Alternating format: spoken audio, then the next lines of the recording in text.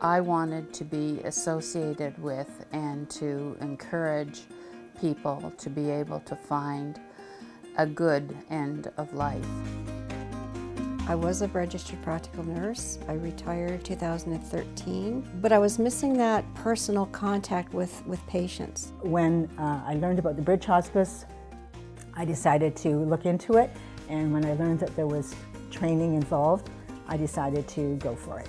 It's filled that void in my life.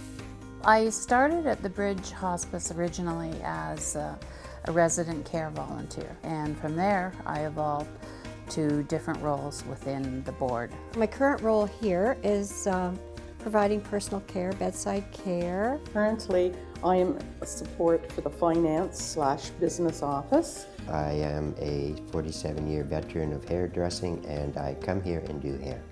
And it makes the residents just feel so good after you cut their hair or do their hair. Right now my role has changed a little bit to now more outreach, going out and speaking about hospice. I really recognize that part of the problem with hospice is that people just don't know about it. They don't know what it is, they don't know what it's about, they have preconceived ideas about it that aren't right.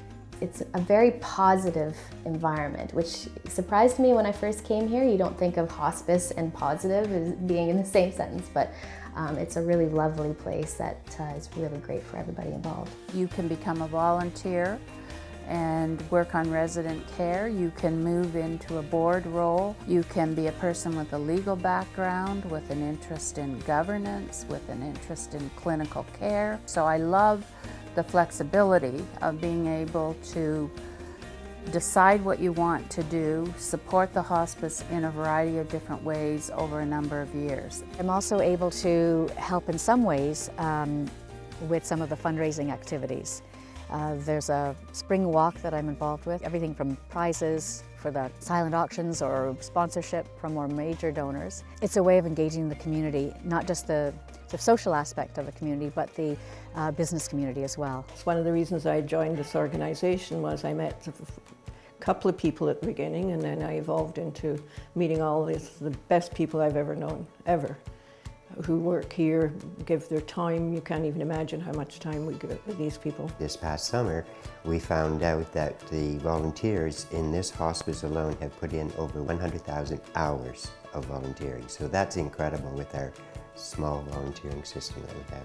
Here you get to spend that time with the person, be it, a shoulder to cry on, somebody to share a joke with, hold their hand. Sometimes that's all you need to do. When a resident is admitted, you see a visible change, a releasing in the family. When they realize that their loved one is getting care around the clock. That to me is the most rewarding. Just the feedback and the gratitude, and to us it's a huge privilege to do what we do, but to them it's, they just are so grateful. Don't let the fact that you don't have previous healthcare experience hold you back.